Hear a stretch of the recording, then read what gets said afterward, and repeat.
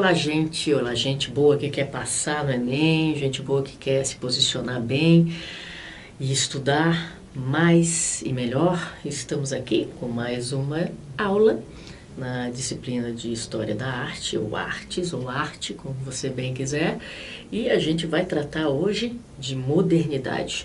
Meu nome é Viviane Rodrigues, eu sou jornalista, sou professor e sou fotógrafo profissional. E se você quiser saber mais sobre mim, sobre a minha pessoa, por favor, vivianerodrigues.com é o meu site. Aí você vai dar uma olhadinha lá no meu Lattes ou no meu CV e você vê se eu tenho segurança, se você se sente seguro para ouvir, para compreender e para apoiar e se basear no que eu estou dizendo, falou? Então a gente vai começar hoje com modernidade. Então vamos lá, contextos, né? O que é a modernidade, como vigorou, como vigora. Alguns dizem que a gente agora já está na pós-modernidade, mas lembra que a gente está tratando de arte, tá? A gente está falando de arte e esse recorte é o recorte artístico. Tá bom, gente? Então vamos lá, contextos. Vamos começar com os contextos, porque a gente tem que saber onde é que a gente está inserido para ter essas respostas, né? Onde estavam inseridos as pessoas para ter essas respostas. Então, vamos lá. A partir da metade do século XIX até o período entre guerras mundiais, certo? A Europa vai ser inundada, uma tsunami de influências artísticas por conta de novas percepções e novas experiências estéticas que vão estar se desenvolvendo naquele local. Uma vez mais a gente está falando mais da história da arte ocidental, né?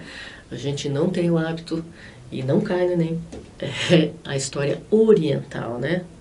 Então a gente vai se centrar nisso, tá certo, gente? Então, segunda metade do século XIX até o período entre as guerras, nós temos a Europa se influenciando por todas essas novas concepções estéticas, tá certo, gente?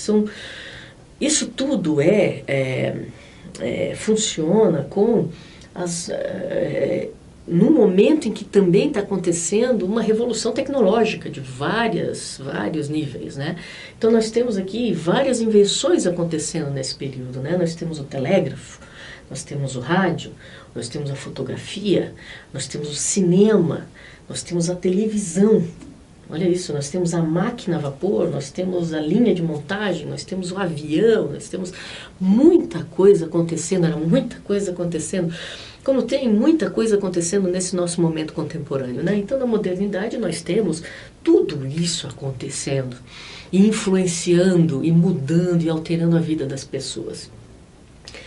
Nesse período, infelizmente, também é um momento em que você tem quando se acentua a desigualdade social no mundo, de forma generalizada, né? Você tem, com o aumento da desigualdade, você tem uma ampliação dos movimentos sociais, sindicatos, associações, crescimento de partidos, criação de partidos, né? Você tem uma atuação muito mais ativa desses movimentos sociais na sociedade industrializada, porque são esses movimentos que cuidaram da gente como trabalhador, como cidadão, né? Esses movimentos, os movimentos sociais, os sindicatos, as associações é que fizeram com que a gente tivesse mais direitos, né? E fosse respeitado alguns dos nossos direitos. Então, esse é um momento muito importante socialmente falando, né?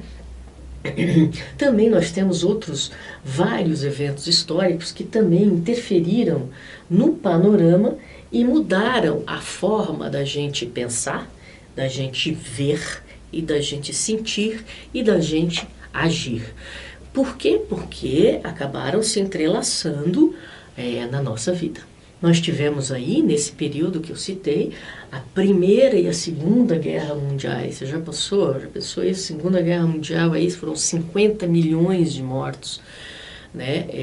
Um número avassalador de pessoas que morreram, né? Você tem pela intolerância à morte aí de judeus, né, de homossexuais durante o regime nazista, né, durante o regime fascista, muito grande, né, 6 ou 7 milhões. Então você tem várias coisas acontecendo, mais o colonialismo europeu na África, né, você tem várias revoluções do campo científico, né, por exemplo, as ideias darwinistas, né, a evolução da espécie, né? Tudo nesse momento, já pensou? Olha o boom de coisas acontecendo. Você tem o feminismo, né? Início do século XX, você tem o feminismo aparecendo, você tem o cientificismo aparecendo, você tem o socialismo despontando, o comunismo, o anarquismo, tudo despontando nesse momento de ebulição histórica e cultural. Você tem a psicanálise, né? Freud, Lacan e outros teóricos tratando sobre o nosso consciente, inconsciente freudiano, né? Você tem a teoria da relatividade, né, do Einstein, você tem a comunicação de massa, né, rádio, a TV, o cinema se espalhando, né, de uma forma monstruosa e muito rápida, e você tem tudo que acontece nesse jogo, no meio do jogo. Né? Como que todas essas situações se entrelaçam e se confrontam e resistem e se desafiam, e o cidadão, as pessoas, a cidadã perdida no meio desse Deus dará de coisas acontecendo. Já pensou nisso tudo? Meu Deus, é muita coisa mesmo, né? Então, muita coisa acontecendo, né? Artisticamente, nós temos esse momento. Lembram? Pós-impressionismo, a gente falou nas outras aulas, é só buscar lá. A gente já falou sobre isso, tá? Pós-impressionismo, se você tiver interesse, se tiver alguma dúvida, dá uma olhadinha lá, é rapidinho. Onde nós temos o que no pós-impressionismo, na arte pós-impressionista, o que que ela é? Nós temos a liberdade de tratar os temas sobre a nossa perspectiva, a perspectiva do artista. Nós temos o humanismo, né? Nós temos uma reverência ao ser humano, né? Nós temos a perspectiva voltada à vida humana, na importância, dar importância à vida humana. Nós temos o subjetivismo, né? O interior se expressando, o interior expressando o que sente, o que pensa, o que deseja. Nós temos os usos de cores, luz e textura diferenciados, né? O uso, a cor, a textura, a luz do dia, do momento que o pintor está pensando, a luz a ser trabalhada, a textura a ser trabalhada, as manchas a serem colocadas na tela. Então, nós temos o pontilhismo, lembra, do Georges Seurat, né, inventor do pontilhismo. Nós temos também um retorno à bidimensionalidade, 2 dimensões. Lembram que lá no Renascimento a gente viu que houve, né, o desenvolvimento de técnicas que ajudavam a ter a profundidade, né, a perspectiva e dar a profundidade dentro dos quadros, pois há um retorno à bidimensionalidade, né, a 2 dimensões. Há uma desatenção com a perspectiva, então a perspectiva não interessa tanto. Então aqui nós temos aqui, ó, um renascimento, né, um exemplo de um quadro renascentista, profundidade, né, quadro cheio inclusive de leituras e de significados, né? Menino olhando tem um significado, todos os quadros têm um significado, né, gente? E aqui um exemplo do pós, né, impressionismo, A Mulher do Rei, do Gauguin, de 1896, né? Então nós temos uma diferença, né? O pós-impressionista, as formas não são essenciais, né? Só uma consideração, o uso das cores, da tonalidade. Então, esse é um pós-impressionismo que estava naquele momento, nesse momento entre guerras, né? Acontecendo, né? Se desenvolvendo. Aqui são outros, né? Duas obras de outro pintor, o Odilon Redon, né? Nós temos essas obras, né, onde você vê, você tem a forma, mas você não tem essa forma como nós tínhamos no Renascimento, né? Você já tem um outro jogo de leitura de formas, né? O pontilhismo, né, do Georges Seurat ali, ó, tudo ponteadinho, né? Os pontos que formam o quadro de forma completa, as formas disformes, sem proporção, pescoço grande com o rosto pequeno, você tem isso também.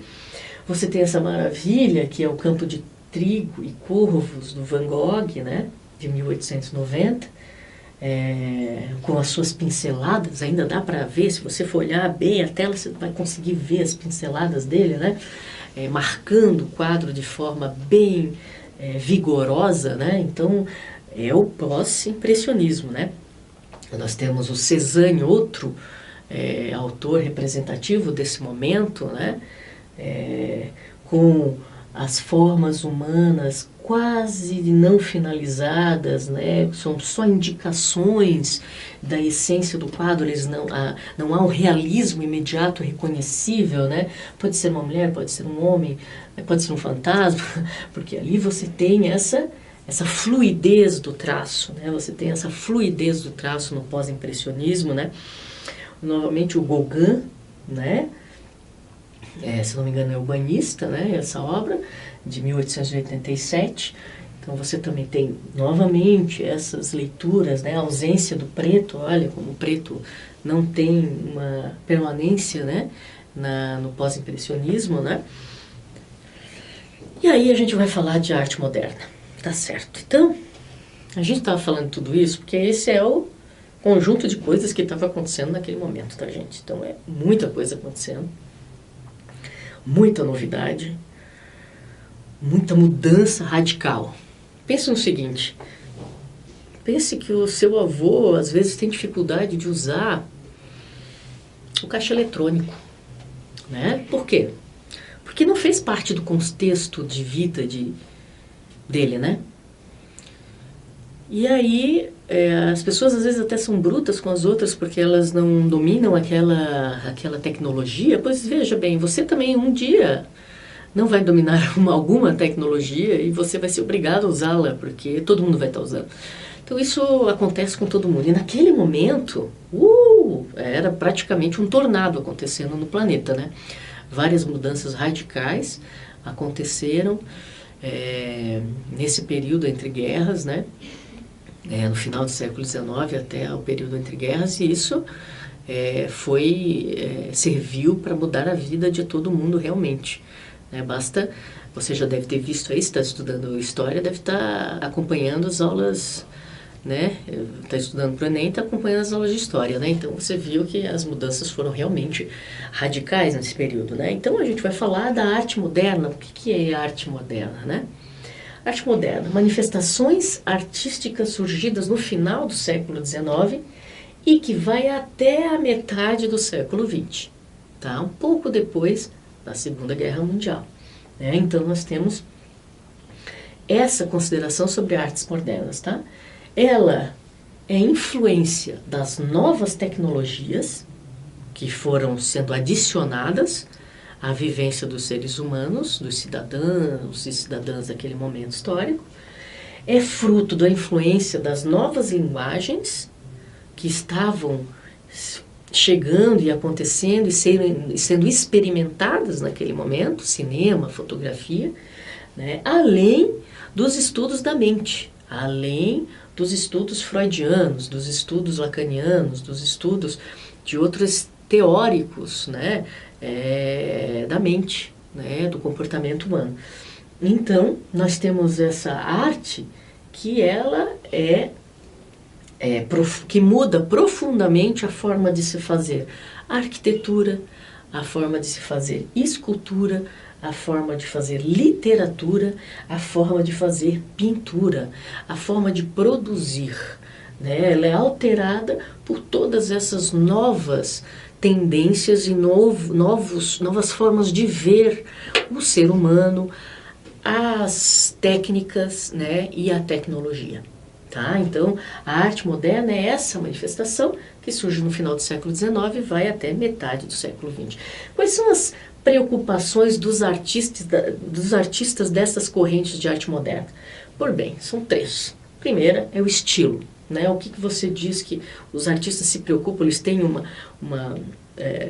pensam na mudança de como se faz o estilo das obras, né? Então, os artistas rompem as regras anteriores, Novos estilos querem traduzir essa vida moderna. Né? Alguns exemplos que a gente vai ver um a um quando a gente tratar de vanguarda. Quando você viu um videozinho assim, vanguarda, e quiser saber do que eu estou falando, que eu vou citar aqui, você vai lá, tá bem explicadinho lá, vai estar. Ok, gente? Então, os artistas rompem as regras anteriores, né, de estilo, e querem traduzir essa vida moderna que muda o tempo inteiro, rapidamente, a todo segundo. Para isso, você tem algumas escolas, alguns movimentos, algumas vanguardas que ilustram isso de forma bem posicionada. O fauvismo é um, o futurismo e o cubismo, por exemplo, são 3 exemplos de preocupações e como os artistas mudaram o próprio estilo, os estilos para se conceber. Essa, Fantomas, é uma obra do Joseph Capek, em 1914, né? Ela é cubista, pode-se dizer que ela é cubista, né? Existe a subjetividade, é o segundo estilo, subjetividade, onde você tem artistas experimentalistas, né, onde a arte quer expressar a emoção e a sensibilidade, certo? Então, os artistas tinham um estilo, tinham uma subjetividade como mãe central da sua produção, como norte da sua produção, como orientadora da sua produção, a subjetividade. Daqui a gente pode ver as escolas as vanguardas do expressionismo, do dadaísmo, do surrealismo, entre outras vanguardas. Essas foram dominadas pela perspectiva da subjetividade, né? Como as sensações, a emoção, a sensibilidade se manifestam, né? Então, Mulher Reclinada, de Meias Verdes, do Egon Schiele, de 1917, né? Você percebe, a pintura nasce em como o pintor olha, e como ele vai, a posição, a modulação, tudo foge daquela leitura acadêmica que você tinha anteriormente. Agora é uma expressão artística do seu sentimento, da sua expressividade, do sentir, né? Então, e a terceira é a função. A função é aquilo que não descuida da forma, leva em consideração o uso e a vida de quem vai usar e se preocupa também com o resultado final disso. Então aqui a função, muitos artistas estavam preocupados e deram origem a movimentos do design, na ilustração e na arquitetura, onde você tinha que pensar na forma, né, sem descuidar da estética. Para que serve? Tem que ser bonito, tem que ser útil, tem que ser legal, né? Então, nesse sentido, os movimentos mais destacados são o Art Nouveau, o construtivismo, o Bauhaus, entre outros. Eu já aviso novamente para vocês que esses conteúdos estão em outra aula lá nas vanguardas, no vídeo de vanguardas, e vocês vão entender isso que eu estou falando, tá bom? Essas são bem explicadinhas lá, com vários tipos de exemplo, e aí você consegue entrelaçar esses conteúdos, tá certo? Então, função. Aqui, ó, nós temos o uso, né, na entrada do metrô, né, uma entrada do metrô em Paris, Hector Guimaraes que fez, em 1904, né, e ela é Art Nouveau, né, ela se encaixa nessa perspectiva. Então, ela pode estar presente em vários lugares, né? É uma produção mais voltada ao design, essa de função. Outras características da arte moderna que a gente pode dar, tá aqui, valorização do cotidiano, né? Das vivências do dia a dia, das práticas do dia a dia, liberdade de expressão, liberdade das formas, liberdade de dizer o que dizer e como dizer, né? Um choque, uma revolução nesses costumes. O uso da pontuação e o não uso da pontuação na literatura, né? A brincadeira com a pontuação, com a ausência de pontuação na literatura também foi uma mudança bem importante, o como se diz na literatura também. A aproximação da linguagem mais coloquial e popular, tá?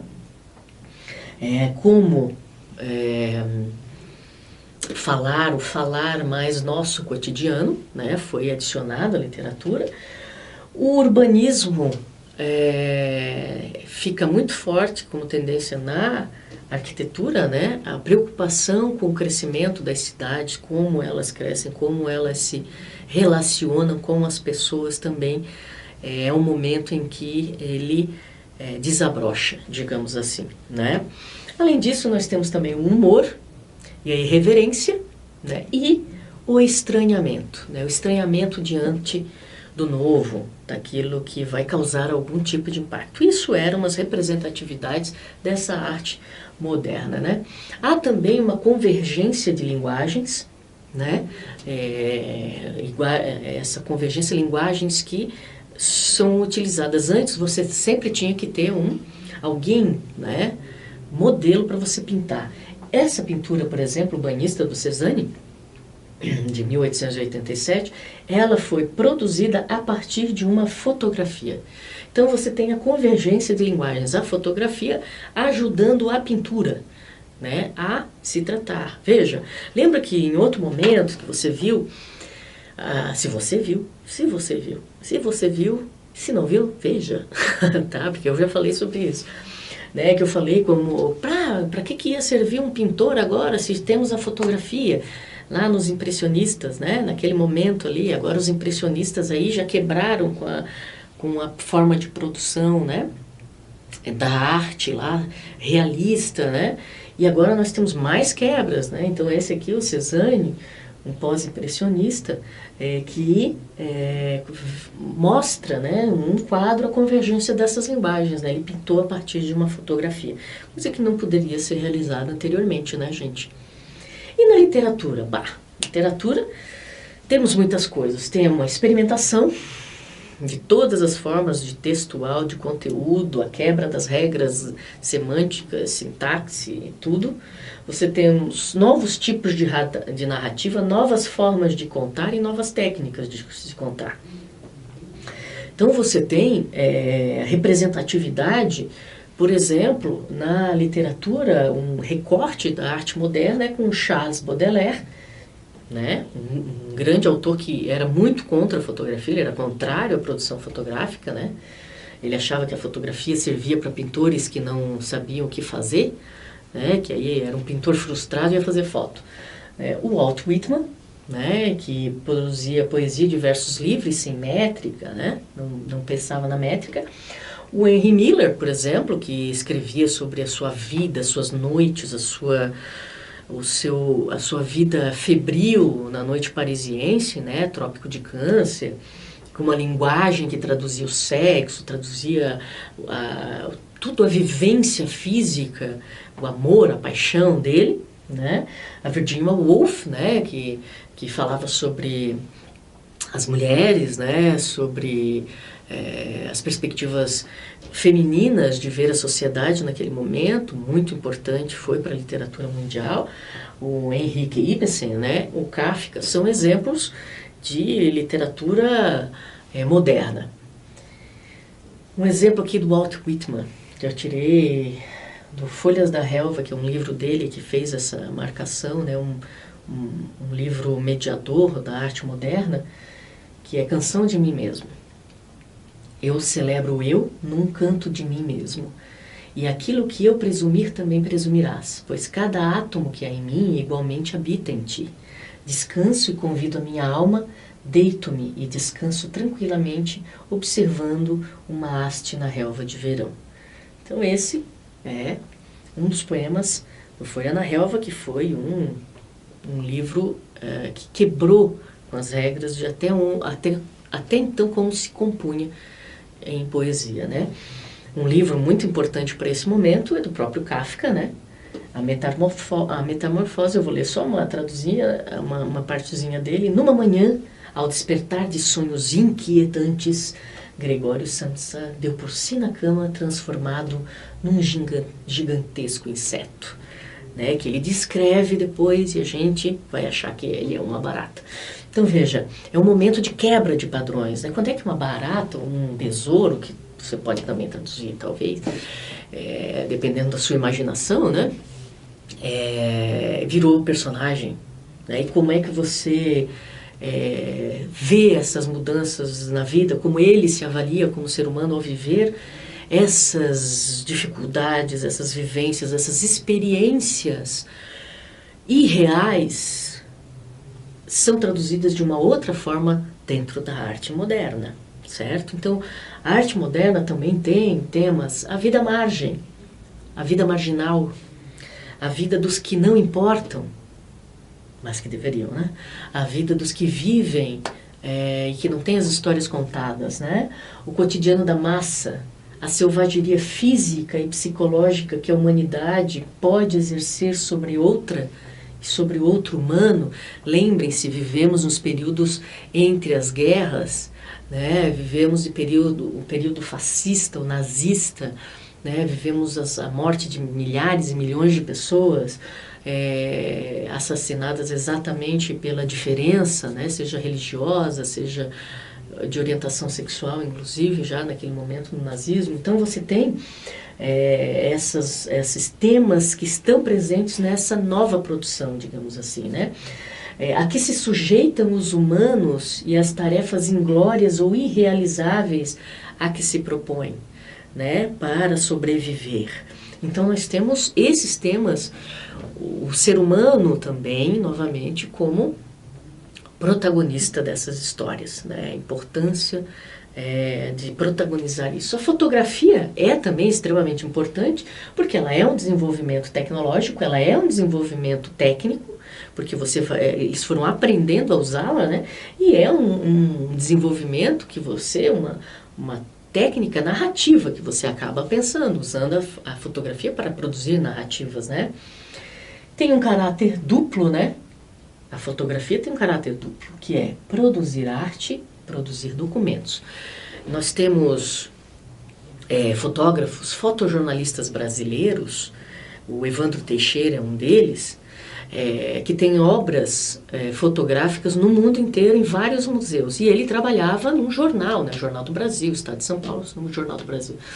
Ele trabalhou em vários jornais brasileiros e, inclusive, durante a ditadura militar, ele tem fotos, fotos mais conhecidas da ditadura militar brasileira, desde 64, são as dele, né? E ele tem fotos de fotojornalismo no mundo inteiro, né? Então, ela tem esse duplo caráter, né? Ela é arte e ela também é um documento. Ela também mostra uma realidade, né, recortada, e ela também pode ser a produção artística, porque naquele fazer já constava ali os aspectos de recorte, de luz, de textura que o fotógrafo podia dar, né, e pode dar ainda hoje, né, com mais técnicas ainda mais facilmente, mas exigindo dele uma dedicação técnica também muito grande, né. Então a fotografia, aqui nós temos os dois exemplos, né, de pictorialismo, que eu sou uma fã de pictorialismo. Lá no meu blog vocês vão descobrir o que é o pictorialismo. Rapidamente é a tentativa de fazer da fotografia um quadro, transformar a fotografia numa produção de artes plásticas, digamos assim, de uma certa forma. Aqui o Homem Vermelho, de 1903, né? E aqui o retrato de Evelyn Nesbit, de 1903 também, né, da Gertrude Caspier. Então, isso é a fotografia naquele momento, né, no início daquele momento, né. Aqui você já tem uma foto de Darker Drink, do Yarnall Abbott, de 1907, um pouquinho mais velha a foto, né, mas ela poderia ser uma foto contemporânea, não poderia ser? Olha, super bonita a foto. E nós temos aqui o fotojornalismo eminente, a morte do miliciano, do Robert Capa, né, que é uma foto também muito reconhecida, que seria a primeira vez que o fotojornalismo havia fotografado alguém na iminência da sua morte, né, no momento em que ele morreu. Muita gente diz que essa foto foi falseada, né? Essa foto foi apenas representada, mas não se tem certeza disso também. Então, continuamos aqui com o fotojornalismo, né? Uma reprodução. Aqui, um outro exemplo de fotojornalismo da Gerda Taro, de 1937, né? A Gerda Taro era fotojornalista de guerra, né?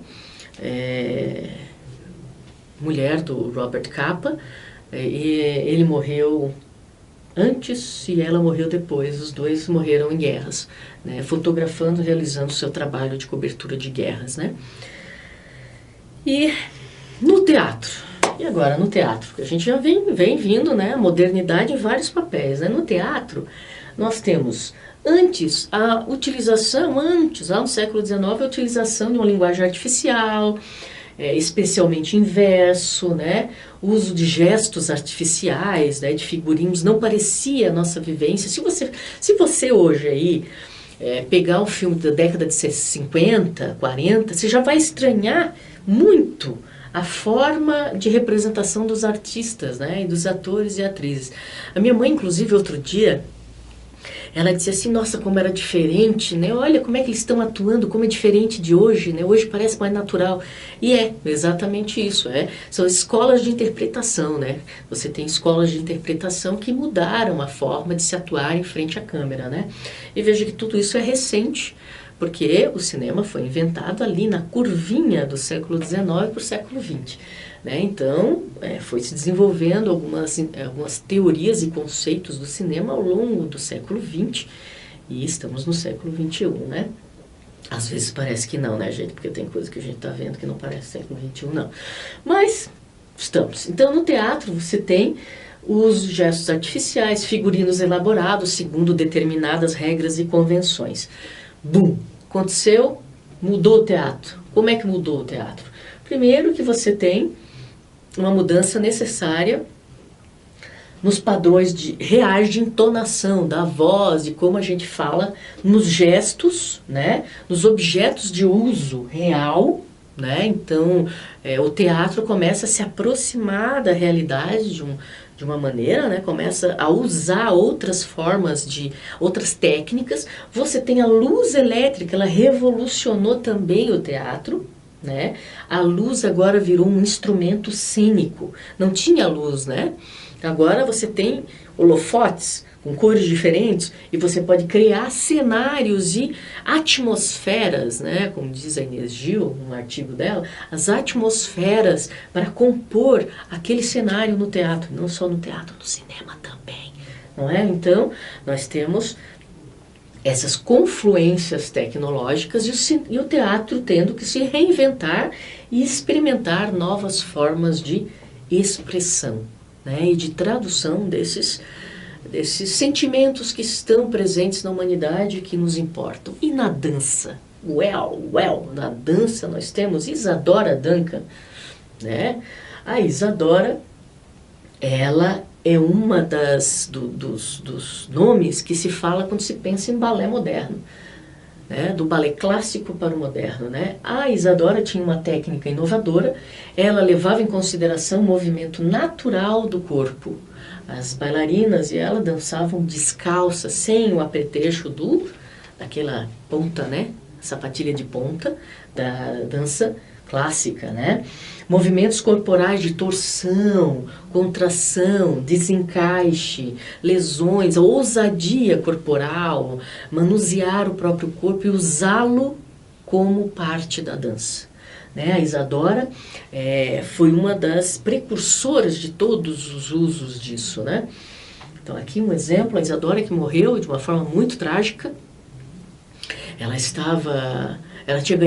ganhou uma encharpe de presente, colocou a encharpe no pescoço, a encharpe era muito longa, pegou na roda do carro e ela quebrou o pescoço e morreu na hora. Olha que tragédia, e perdemos um talento enorme dessa forma, lamentável, né? Então, Isadora Duncan foi uma revolucionária em vários sentidos. Ela abriu escola para mulheres em vários locais da Europa, dos Estados Unidos. Era uma feminista muito vigorosa e ajudou muita gente, deu suporte a muita gente para dançar e para estudar também, né? Então é um nome muito importante da dança. Movimentos livres, mas técnicos, a dança não mais na ponta dos pés, mas no tronco, na coluna, nas articulações e no contato com outros corpos, na improvisação da dança, dos atos, movimentos também no chão. Outras personalidades importantíssimas da dança do século XX, Nijinsky, Martha Graham e Pina Bausch. podem ser os nomes, são coreógrafos e dançarinos, o Nijinsky, 1910, aqui no Espectro da Rosa, ele fez o Fauno, que foi um escândalo, né? Extremamente ousado, era um bailarino extremamente ousado. A Martha Graham, que levou para o balé, levou para a dança, né? A dor da morte, a alegria da vida, os movimentos de amor, de paz, e um outro cenário para a dança também, né? E a Pina Bausch também, que eu já citei, mas você tem um filme todo específico que se chama Pina, que vai estar lá no blog para você dar uma olhadinha no trailer, pelo menos, se você se interessar, e você vê todas as coreografias. É um doc do Wim Wenders sobre a Pina Bausch, que era essa coreógrafa e grande amiga dele também. Ele resolveu fazer um filme em homenagem para ela, que é muito bonito, trazendo as coreografias principais e entrevistas com os bailarinos dela que ficaram ao longo de 20, 30 anos com ela trabalhando. Por fim, a gente traz aqui o cinema, né? O cinema que nasceu em 1895 e teve um desenvolvimento tecnológico, técnico e narrativo ao longo de todo o século XX, de forma muito efetiva, né? Eu peguei aqui apenas uma cena do The Painted Lady, do D.W. Griffith, né, de 1912, o D.W., que foi um dos maiores diretores, um dos mais inventivos, ele criou uma série de coisas, ele criou o plano mais fechado, né, ele criou uma série de mecanismos de edição, ele criou narrativas, formas diferentes de se contar um filme. Ele era um gênio cinematográfico, né, e o cinema se municiou de todas essas criatividades, essas experimentações durante o século XX, quando, por exemplo, o cinema nos Estados Unidos era extremamente, a partir da década de 20, final da década de 20 até a década de 50, ele foi muito censurado, né, pelos conservadores nos Estados Unidos, pelos conservadores, pela igreja, né, que tinham um poder, inclusive, de censura dos filmes, né. E mesmo assim ele conseguiu desenvolver as suas narrativas exatamente por isso, porque para cada censura você tem uma transgressão, né? Você vai obrigar as pessoas a serem mais inteligentes e a transgredir essas repressões de uma outra forma. E com o cinema também aconteceu isso, gente, não foi diferente, viu? Então, na modernidade você tem um desabrochar de uma série de percepções artísticas, técnicas, um alvoroço de criatividade que foi transformado em ação e que nos trouxe grandes obras, várias obras espetaculares que hoje permanecem na memória da humanidade. Sejam fotografias, sejam quadros, sejam esculturas, sejam filmes. Várias obras que entraram para a história da humanidade depois que nós tivemos a liberdade dos sentidos, né? Que os nossos sentidos puderam contar outras histórias diferentes daquelas que nos regraram, que nos obrigavam a contar. Então, agora eu fico por aqui. Aqui alguns textos que foram usados nessa apresentação, se você quiser buscar, mas que vão estar disponíveis lá no meu blog, né? Do vivianerodrigues.com. Lá no blog do Viviane Rodrigues vai ter o nomezinho dessa aula, Modernidade, e uma série de vídeos, de artigos e tudo mais que você precisar para te ajudar a passar no Enem e a dar outra motivação para a sua vida, viu, queridos e queridas? Um grande abraço, muita força aí, muita força de vontade, que eu sei que é difícil. Muita gente trabalhar e estudar é muito difícil, né, gente? Eu entendo, eu vim daí também, tá bom? E muita força e a gente se vê. Até mais.